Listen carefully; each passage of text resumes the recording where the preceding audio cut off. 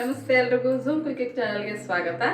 ಇವತ್ತಿನ ರೆಸಿಪಿ ಪಾಲಕ್ ರೈಸ್ ಮಾಡೋದು ಹೇಗೆ ಅಂತ ಹೇಳ್ಕೊಡ್ತಾ ಇದ್ದೀನಿ, ಬನ್ನಿ ನೋಡಿ. ಬೇಕಾಗಿರೋ ಸಾಮಗ್ರಿಗಳು: ಪಾಲಕ್ 1 ಕಟ್ ತೊಗೊಂಡಿದ್ದೀನಿ. ಇದರಲ್ಲಿ ಕಡ್ಡಿ ಎಲ್ಲ ಇಲ್ಲ, ಬರೀ ಎಲೆ ಮಾತ್ರ ಬಿಡಿಸ್ಕೊಂಡಿದ್ದೀನಿ.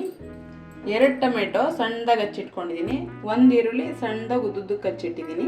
ಸ್ವಲ್ಪ ಬಟಾಣಿ, ಹಸಿಮೆಣಸಿನ್ಕಾಯಿ 6, ಬೆಳ್ಳುಳ್ಳಿ 1 ಗೆಡ್ಡೆ, ಸ್ವಲ್ಪ ಶುಂಠಿ, 2-3 ಗೋಡಂಬಿ ನೆನೆಸಿಟ್ಟಿದ್ದೀನಿ. ಈರುಳ್ಳಿ ದಪ್ಪನಾಗಿ ಹಚ್ಚಿಟ್ಕೊಂಡಿದ್ದೀನಿ. ಗೋಡಂಬಿ 4-5, ಸೋಂಪು, ಪಲಾವ್ ಎಲೆ, ಕಲ್ಲುವ್ವ, ಚಕ್ಕೆ, ಲವಂಗ, 1 ಗ್ಲಾಸು ಸೋನಾ ಮಸೂರಿ ಅಕ್ಕಿ ತಗೊಂಡಿದ್ದೀನಿ. ಈಗ ಹೇಗೆ ಮಾಡೋದು ಅಂತ ನೋಡ್ಕೊಳ್ಳೋಣ ಬನ್ನಿ. ಈಗ ಬಾಣಲೆ ಇಟ್ಕೊಂಡು ಎಣ್ಣೆ ಹಾಕ್ತಾಯಿದ್ದೀನಿ. ಈಗ ಈರುಳ್ಳಿ ಹಾಕ್ಕೊತಾ ಇದ್ದೀನಿ. ಬೆಳ್ಳುಳ್ಳಿ, ಶುಂಠಿ, ಹಸಿಮೆಣಸಿನ್ಕಾಯಿ. ಇವಾಗ ಗೋಲ್ಡ್ ಕಲರ್ ಬರೋವರೆಗೂ ಹುರ್ಕೋಬೇಕು. ಇದು ಇವಾಗ ಸಾಕು, ಹುರಿದಿದ್ದು ತೆಗೆದುಕೊಳ್ಳೋಣ.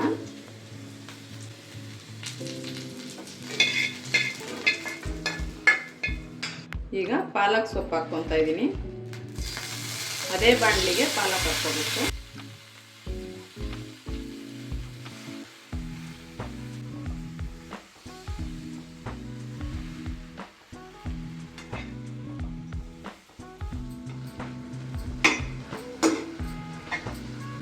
ನೋಡಿ 1 ಕಟ್ ಇದ್ದಿದ್ದು ಸೊಪ್ಪು ಎಷ್ಟಾಗ್ಬಿಟ್ಟಿದೆ ಅಂತ.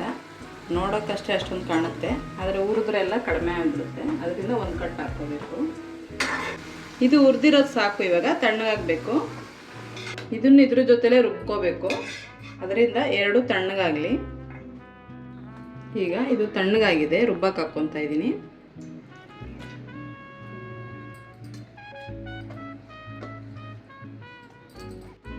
ಗೋಡಂಬಿ ನೆನೆಸಿದ್ನಲ್ಲ ಅದು ಹಾಕ್ಕೊತಾ ಇದ್ದೀನಿ. ಈಗ ಇದು ರುಬ್ಬಿದ್ದೀನಿ.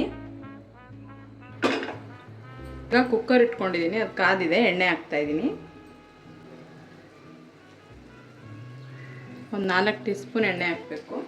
ಈಗ ಒಗ್ಗರಣೆ ಮಾಡ್ಕೊತಾ ಇದ್ದೀನಿ. ಮೊದಲಿಗೆ ಸೋಂಪು, ಗೋಡಂಬಿ, ಪಲಾವ್ ಎಲೆ ಹಾಕ್ಕೊತಾ ಇದ್ದೀನಿ.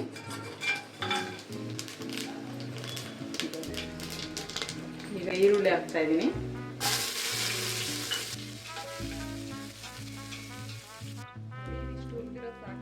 ಟೊಮೆಟೊ ಹಾಕ್ಕೊತಾ ಇದ್ದೀನಿ.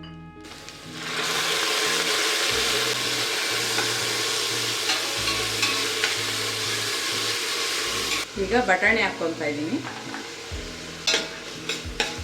ಇದು ಟೊಮೊಟೊ ಎಲ್ಲ ಎಣ್ಣೆ ಬಿಟ್ಕೊಂಡಿದೆ. ಇವಾಗ ರುಬ್ಬಿರೋದು ಹಾಕ್ಕೊತಾ ಇದ್ದೀನಿ ಪಾಲಕ್ನ.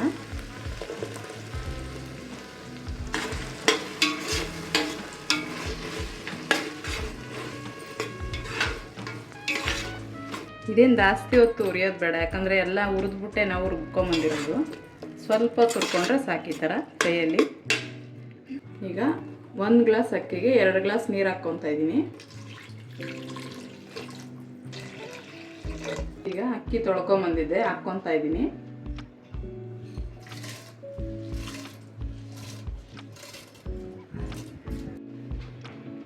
ಈಗ ರುಚಿಗೆ ತಕ್ಕಷ್ಟು ಉಪ್ಪು ಹಾಕ್ತಾ ಇದ್ದೀನಿ. ಈಗ ಇದು ಒಂದ್ಸಲ ತಿರುಗಿಸ್ಕೊಬಿಟ್ಟು ಕುಕ್ಕರ್ ಮುಚ್ಕೊಳ್ಳೋಣ. ಇದು 1 ಕೂಗಿಸ್ಕೊಂಡ್ರೆ ಸಾಕು. ಈಗ ಇದು ತಣ್ಣಗಾಗಿದೆ, ಓಪನ್ ಮಾಡ್ತಾ ಇದ್ದೀನಿ.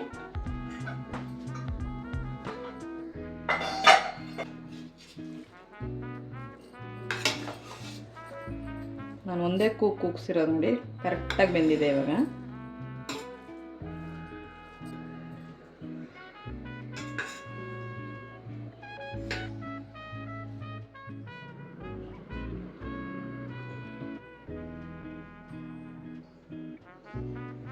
ನೋಡಿದ್ರಲ್ಲ, ಎಷ್ಟು ಬೇಗ ಮಾಡ್ಕೊಳ್ಬೋದು. ಪಾಲಕ್ ರೈಸ್ ರೆಡಿ ಆಗಿದೆ. ಈಗ ತಿಂದು ನೋಡೋಣ.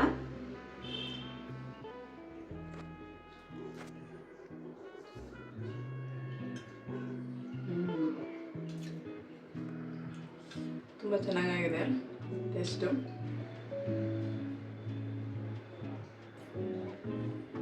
ವಾವ್, ತುಂಬ ಚೆನ್ನಾಗಿದೆ. ಒಳ್ಳೆ ತುಪ್ಪ ಹಾಕಿ ಮಾಡ್ದಂಗಿದೆ.